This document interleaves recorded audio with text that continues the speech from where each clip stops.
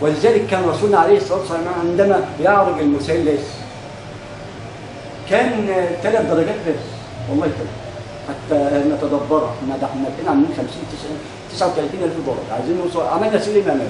ده ال3 دي مقياس لا نتعدى.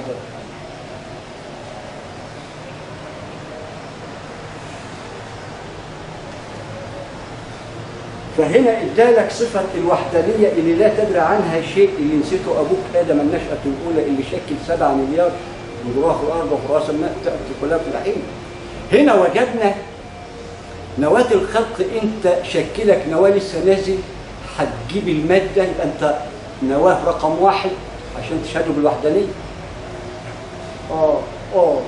سبحانه وأعظم.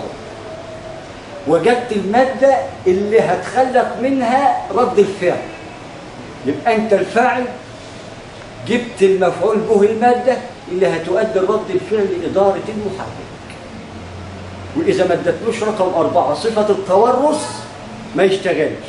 لو اديته 3 صفة الوحدانية دي الديمومة لا يضعها إلا هو. 4 يبقى أديت إلى التورث.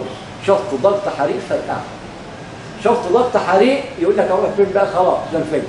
لكن فرقعة عملت عملية حركة وديمومة قائمة على المادة المسمى ببنزين وزيت ماء وزيت مسك والذهب الأسود.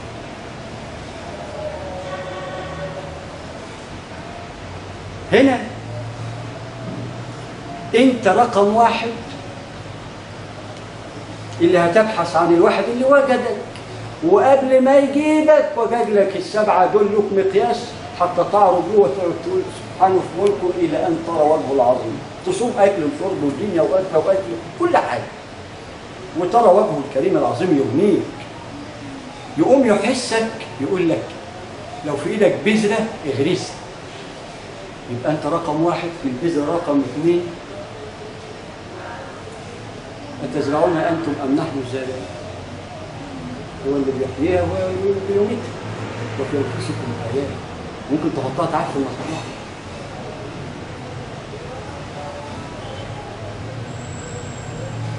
فنوع البذرة الخلف الصالح زي ما احنا شايفينه كده. يعني ما أنا بقول لكم أنا أول واحد مصاب بحوادث كبيرة.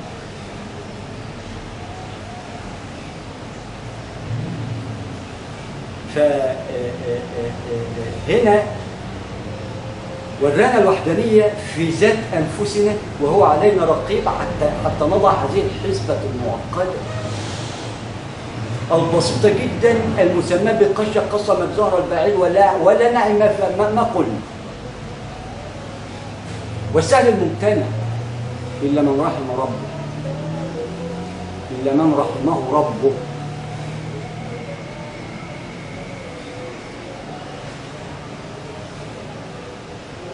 انت الواحد تقدير الواحد اللي خلق لك 7 مقياس و5 صفات ملائكيه، ماء نار هواء تراب حديد، شكلوا لك بنيان مرصوص يحمل زوجين، لانه سوف ينهار عندما النفخه اصلا كانت جعز. ما كانوش هنا ادي كف ما تدبرناهاش جعز، ما هم جعزوا اخترقوا على طول، لا ألم ولا نصب من هنا لهنا، لانهم يعلموا المثلث اليقين. طمنهم ربنا بما طلب برؤيا العين، رأوها ورأوا ما كانوا يسعوا إليه من غير ما يتعبوا وياخدوا أجر حتى يكونوا عباد شاكرين. ونتعلم من سيدنا أفلا أكون عبدا شكورا، حتى أن يكون لنا نواه وتتعنصر تؤدي إلى مثلث. حتى عنده الدرع اليهودية علشان يعرف ان فيه تعامل افراحا هناك، علشان يعرفك خلاص كفى الله المؤمنين بهذا المثلث رؤيا اليقين شر القتال. فهنا انت رقم 1 عرفت ان اللي نشأك 1 واللي هيئ لك الحركة الكونية القائمة على 7 خلق 5 شيئين بنيان من ماء نار هواء تراب حديد ومن الماء كل شيء حي واتكى عن نصره، وأن مرتقى سبحانه وتعالى على العرش. عليك رقيب هنا لمرء بمقياس مثلث نواة الذرة لوقع الرياح إن لم تراه فهو يراك.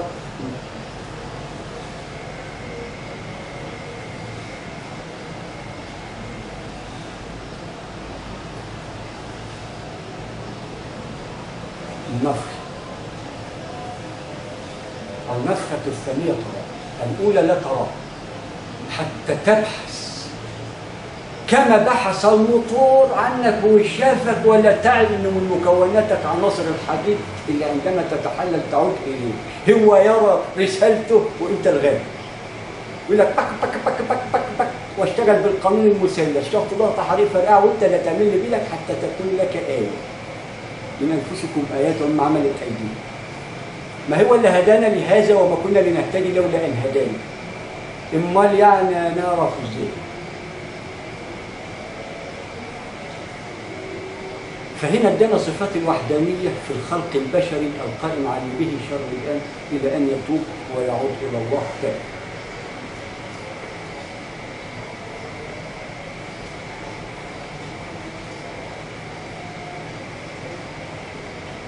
نروح منه فين؟ لا مفر، لا وزر، لا ولا ولا ولا ولا فتح عظيم ونور عظيم.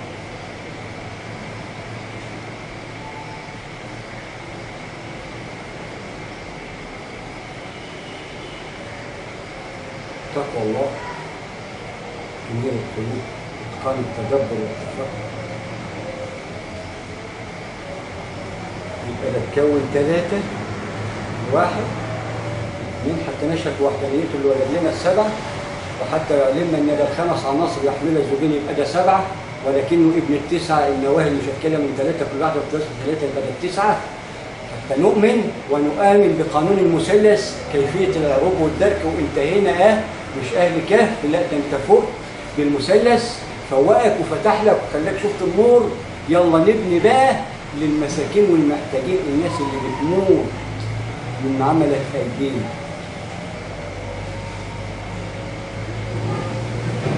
العبث والغلاف الجو عاد على ابنائنا بينا، ابدا بيهم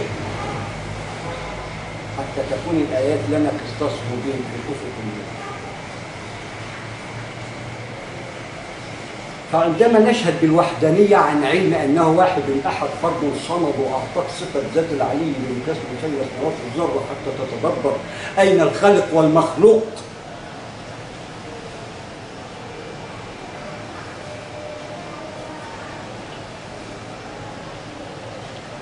هنا سيعود المثلث ويتكاتف ويشد بعضهم بعضا ويبحث عن الرابع اللي هيؤدي من ده شرط ضغط حريق. دول القواعد الأسس الثابتة اللي هتدير لك المحرك دفع الرباعي.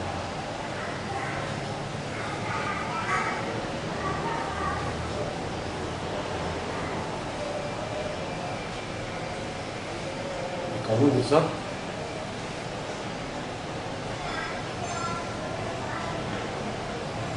إن المثلث يشكل قانون بحث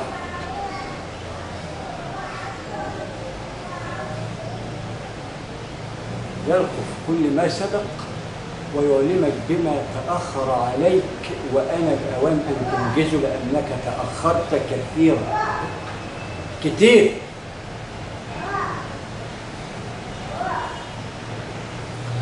فهنا شهدنا له بالوحدانية عندما نخلق ونكون واحد آدم، حتى نعي من خلال الأفق المبين أن هو هيأ له في 7 مثانة كانوا بلاه شغالين مع مراعاة وضع الديمومة، ولكن جه حتى يسبح بهذا الفلق العظيم المسمى بالمثلث وبداخله فلك.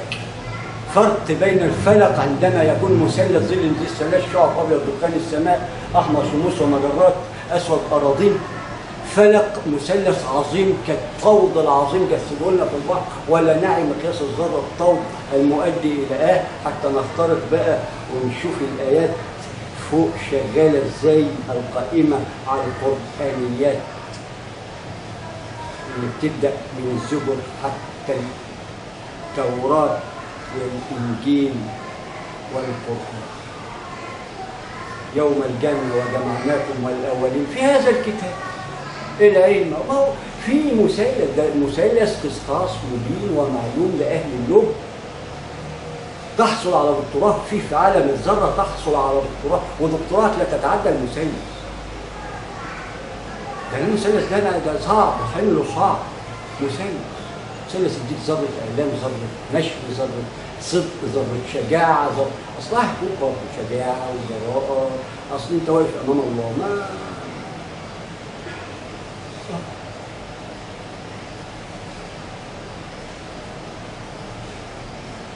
وجعل لي رؤيته أمام عيني. اللي بيكلمني ده التقاط الروح، أرى في السمات الربانية القائمة على التراحم والإخاء. نراه رب بمقياس ذرة له خالق، ورحمن بكظم الغيظ، ورحيم مع مراعاة وضع الديمومة.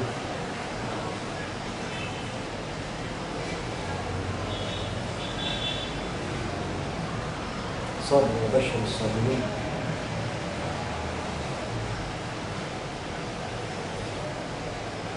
فادانا صفة الوحدانية في ذات آدم، وجد قبله 7 يعملوا بقانون الديمومة، وأتى بآدم حتى يسبح بحمد.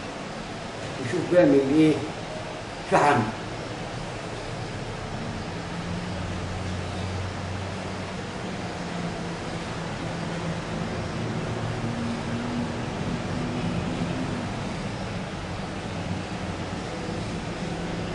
ادانا صفة الوحدانية في أنفسنا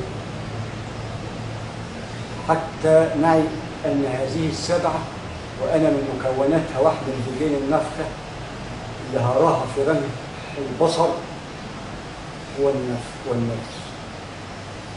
مثلث هو هيفترق، هينهار هذا البنيان اللي نفخ فيه، هذا السور اللي نفخ فيه قائم على 3 تمانيات.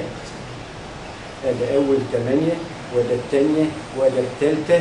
ال3 في 8 تضربهم يدوك 24 ساعة. أصل أنا كنت رقيب أول في الجيش، ألف كويس بس بعيني، ولذلك كانوا أساتذتي ما يتعاملوا معايا إلا بعيني. وكلما ارتقيت ترى أساتذة.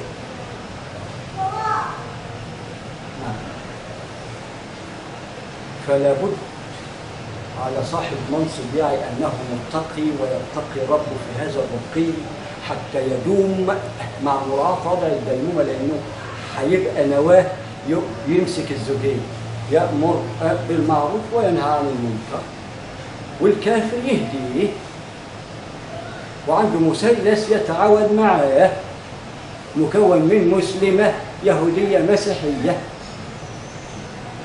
يبر هذا المثلث ويتقوا الله فيه. في مشاكل، ولابد أن نتصالح مع الله.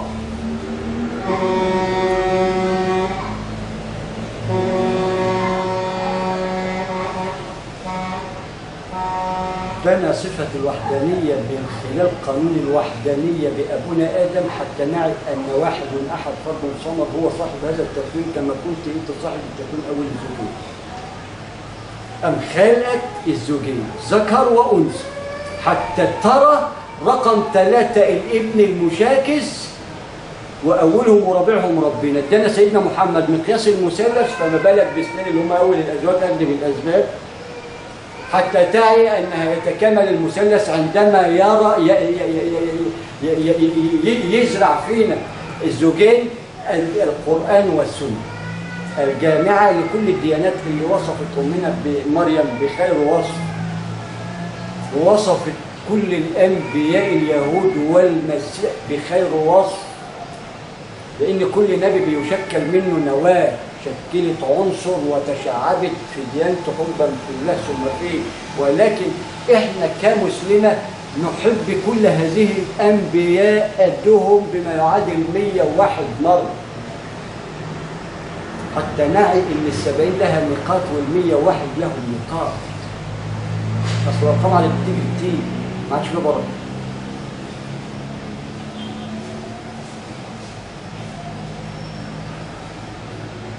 شهدنا له بالوحدانية يبقى كده عرفنا الواحد عندما ادانا اول الازواج. اما مثله سيدنا محمد فما بالك باثنين ثالثهما رب العرش العظيم، وهو اولهم وثالثهم. ولكن اولهم تكمن في النفس، وثالثهم تعطينا الصفه إن إضافة، إنك تضيف، والواحد هو سر وضع الدينونة. أنت السر بتشكل من المادة رد الفعل. انضرب المثال بقانون العلم القائم على قانون الذرة الذرية القائمة على الذرية حديد ونووية تحسبها نور وهي نور. بقانون مثلث نواة الذرة قد ما خلنا جبروتنا يعني كله فرقع بهم. نروح نقول له كنا بنفرقع بهم بعياله وبنعيد على خير ما انجبت الدماء اللي لقبها لنا سيدنا محمد وشبهها بالمسك ايا كانت ديانتها، لان اوصى باهل الديانات خير. وراهن عند اليهود الدرع، وراهن عند المسيح كذا، عشان يعرفنا ان ما عادش في تكليف بيننا، ونصدق القول ابتغاء مرضات رب غفور رحيم. ادانا قانون الوحدانية عشان يشهدوا بالوحدانية، علشان نعي بقى ان احنا اللي بنزرع الازواج هذا الصورة اللي نفخ فيها يعود والنفخة تعود معاها النفس.